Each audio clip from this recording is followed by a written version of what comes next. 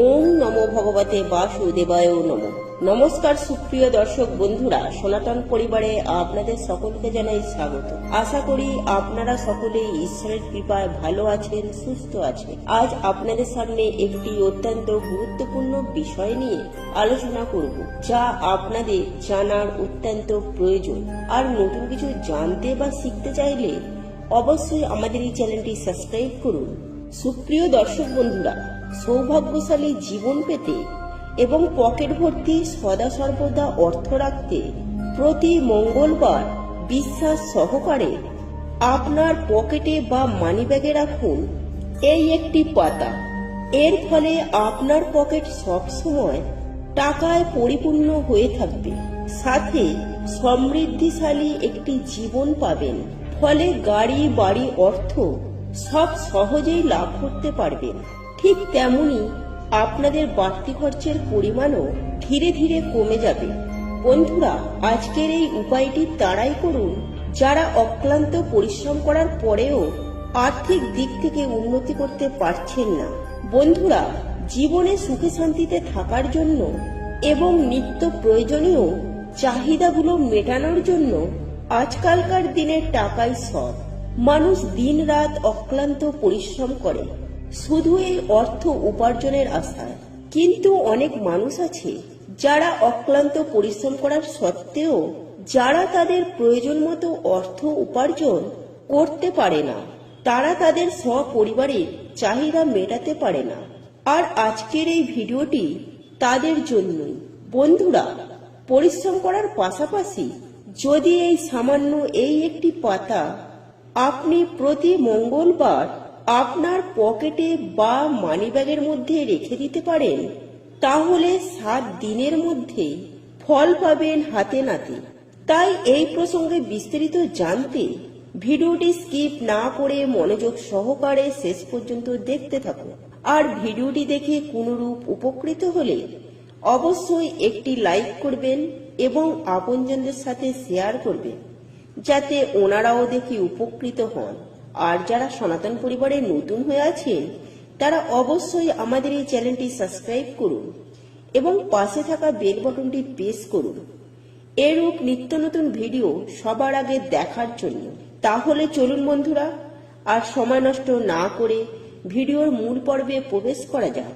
সুপ্রিয় দর্শক বন্ধুরা, হিন্দু ধর্মে হনুমান চাল্লিশা এক গুরুত্বপূর্ণ স্থান লাভ করেছে।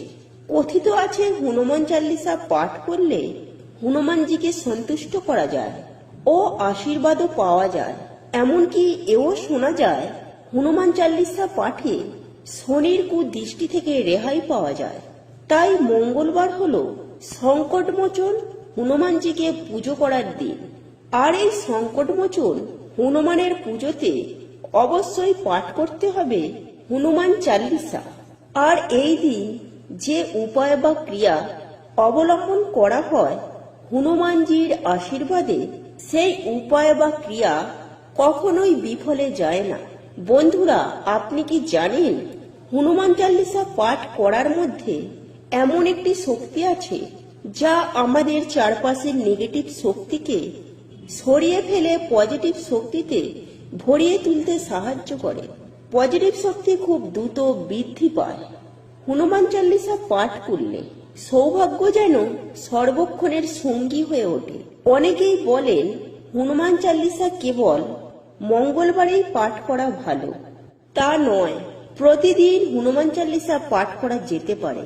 শাস্ত্র মতে হনুমান চাল্লিশা দিনের বেলা পাঠ করার থেকে রাতে পাঠ করলে বেশি ফল পাওয়া যায়।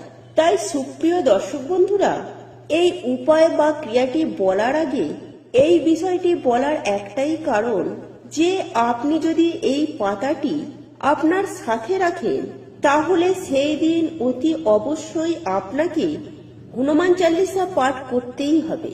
আর যদি আপনাদের পক্ষে সেটা সম্ভব না হয়, অন্তত পক্ষে হনুমান চাল্লিশা শ্রবণ অতি অবশ্যই করতে হবে। যাই হোক বন্ধুরা, আপনি যদি হনুমানজির ভক্ত হয়ে থাকেন, তাহলে অবশ্যই একবার কমেন্ট করবেন, জয় শ্রীরাম, জয় হনুমান। বন্ধুরা, আমি আগেই বললাম যে মঙ্গলবার হলো হনুমানজির বার।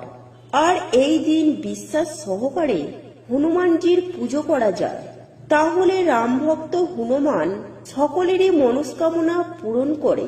সেই কারণে আপনারা এই বিশেষ উপাচারটি মঙ্গলবার হনুমানজিকে স্মরণ করে ভক্তি, নিষ্ঠা ও আন্তরিকতার সাথে এই পাতাটি আপনারা আপনার পকেটে কিংবা মানি ব্যাগে রাখবেন।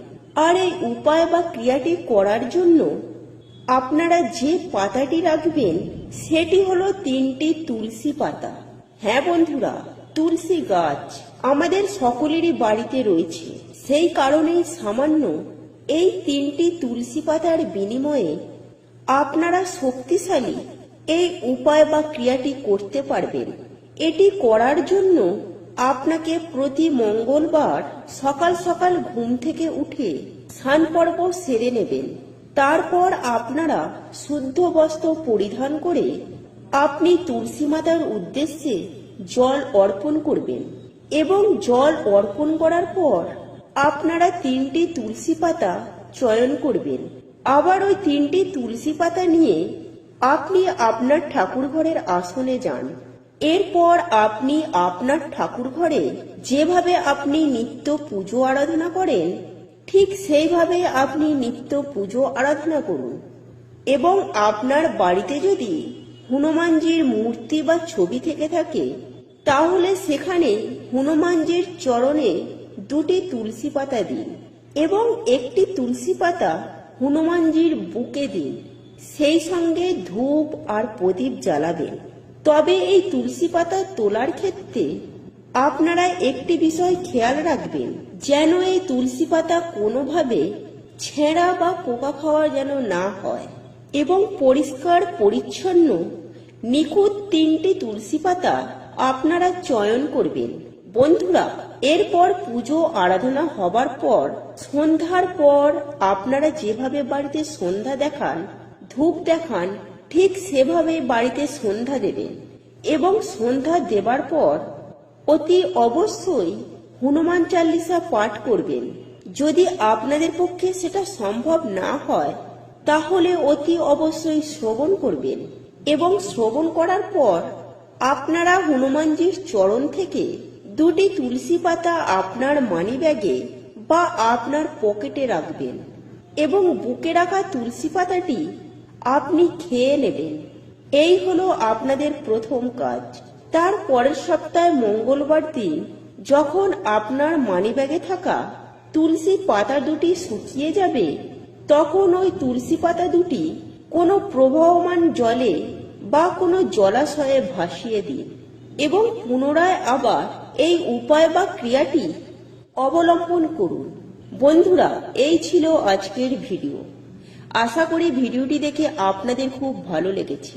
আর ভিডিওটি দেখে কোনরূপ উপকৃত হলে অবশ্যই একটি লাইক করবেন এবং আপনজনদের সাথে শেয়ার করবেন যাতে ওনারাও দেখে উপকৃত হন। আর যারা সনাতন পরিবারের নতুন হয়ে আছেন তারা অবশ্যই আমাদের এই চ্যানেলটি সাবস্ক্রাইব করুন এবং পাশে থাকা বেল বাটনটি প্রেস করুন এরূপ নিত্য নতুন ভিডিও সবার আগে দেখার জন্য। আর আমরা সনাতন পরিবারের পক্ষ থেকে ভগবানের কাছে প্রার্থনা করি আপনারা সকলেই সুস্থ থাকুন, ভালো থাকুন।